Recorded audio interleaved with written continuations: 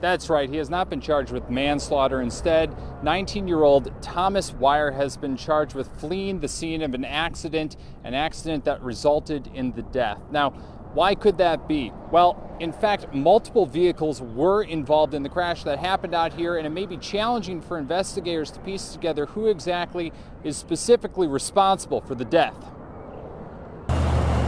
It was October 10th. The Bills beat the Chiefs in an AFC title rematch at Arrowhead. The game, delayed hours because of the weather, sent fans, including Lori and Stephen Hickel, into the night. And I tell people that when my husband was killed, I lost two loves of my life that day, my husband and the Kansas City Chiefs. It was a mess. It was a total mess. There was no one outside the stadium when people were leaving. It was a night from hell. Her husband died, hit by multiple cars while crossing Blue Ridge Cutoff. None of the vehicles stopped.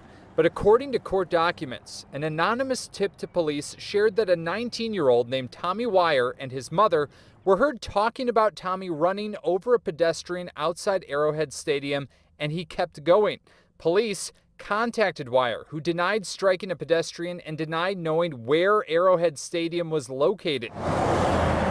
But his vehicle, which Wire reported stolen under conditions questioned by police, matched the description of the red SUV that hit Hickel not first, but second.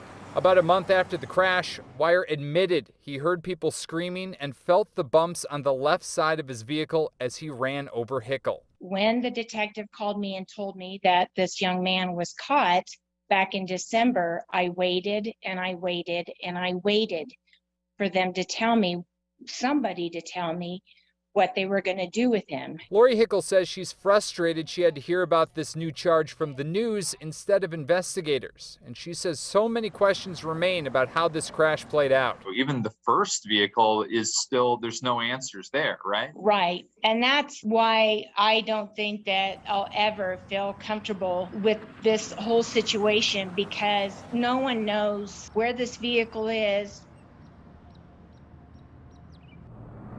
Well, leaving the scene of an accident that causes death is a Class D felony. So in this case, if this 19-year-old suspect turns himself in, he could be released on bond, $5,000. He'd have to put 10% of that up, so that's $500. John and Christelle.